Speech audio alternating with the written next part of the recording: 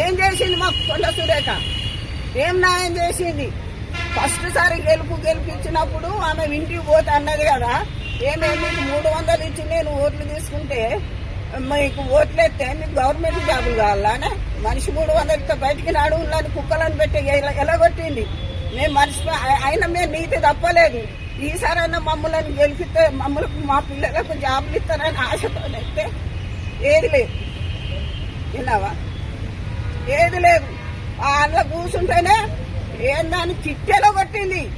ఓట్లకు 2,000 ఇచ్చి తీసుకున్నాడు. దొంగ లెక్క వచ్చిండు. ఇంట్లో 20 మందిని దోలుడు, 20 మందికి పైసలు మంచుడు, అయ్యా అన్ని విధాలు ఇస్తాడు. 4,000 పింఛన్ ఇస్తానన్న ఆ కేసీఆర్ 2,000 పింఛన్ అయినా 200 పింఛన్ అయినా నెలకు ఇచ్చేది.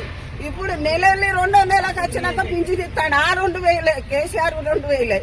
ఈయన వెలికి ఇస్తుంటే మాకు 1 రూపాయి పెంచలే. అందుకే మీ అందరిని పెద్దలను కోరుకుంటానా, అయ్యగారిని, కౌన్సిలర్లు, కలెక్టర్ అమ్మను, పెద్దలను, మా లక్ష్మీపురం వాడకు ఎలాంటి సమస్యలు లేవు. వాళ్ళ తరఫున ఏమైనా రోడ్ల కొంటి కూలి పని చేసుకొని బతుకుతున్నాం. మా పిల్లలు బీకాం చదివిండు, ఎంఏలు చదివిండు, ఇంట్లోనే కూర్చున్నారు. ఆడోళ్ళు మగోళ్ళు వాళ్ళకు జాబులే లేవు.